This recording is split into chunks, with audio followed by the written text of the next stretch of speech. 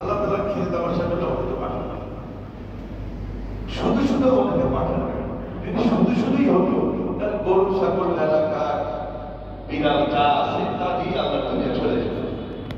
তাহলে আল্লাহ তাআলা আমাদেরকে দুনিয়াতে কেন পাঠাবেন? আল্লাহ তাআলা দুনিয়াতে আমাদের কেন পাঠাবেন সেটা আল্লাহ স্পষ্ট করে দিয়েছেন। আল্লাহ বলছেন আমি জিন এবং মানুষ জাতিকে সৃষ্টি করেছি শুধুমাত্র আমার ইবাদত করার জন্য।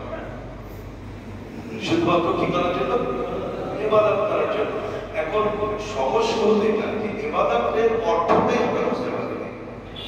আমরা মনে করছি নামাজ, রোজা, হজ, যাকাত, দান সাদকা করা, মাঝে মাঝে একটু ভালো কথা বলা, একটা দুইটা টিউবওয়েল বসায় দেওয়া, রাস্তায় কিছু কাজ করা, ইবাদত হয়ে গেল।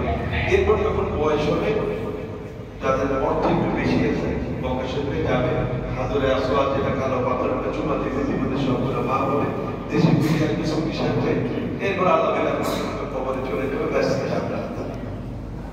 এইভাবে কি জান্নাতে যাওয়া যাবে? যাবে না। কারণ নামাজ, রোজা, হজ, যাকাতটাই ধর্ম নয়। নামাজ, রোজা, হজ, যাকাতটাই শুধুমাত্র ইবাদত নয়। নামাজ তো আমরা পড়ি 5 ঘন্টা। 5 ওয়াক্ত নামাজ সম্পূর্ণ করতে দিনে কত ঘন্টা লাগে? 1.5 ঘন্টা, 2 ঘন্টা। দিনের সময় তো 24 ঘন্টা। 1.5 ঘন্টা যদি আমরা আল্লাহর ইবাদত করি আর 1.5 ঘন্টা যদি আল্লাহর গোলামি করি, তাহলে ওই দিনের 24 ঘন্টার 2 ঘন্টা কেন বাকি 22 ঘন্টা কার ইবাদত করি? বাকি 22 ঘন্টা কার গোলামি করি? আমাদের এই জায়গাটাতে বোঝার একটা ঘাটতি আছে।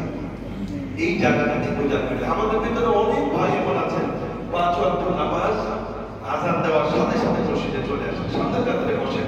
সেই মানুষটাই নামাজ শেষে যখন বেরোন, তখন তিনি একটা তার দোকানে থাকা একটি ধরনের একটা মোবাইল, একটি পোশাক, একটি পাঞ্জাবি, কোনো কিছু যা তিনি কিনেছেন ধরেন 200 টাকাতে, উনি ওই টাকাতে কিছু টাকা লাভের জন্য উনি একটা মিথ্যা কথা বলে দেন, দাম চান 700 টাকা। যখন বলে একটু মোবাইলের মধ্যে আল্লাহর কসম ভাই কিনছিল মাত্র 670 টাকা, আপনার কাছে 30 টাকা লাভ করবেন। আসলে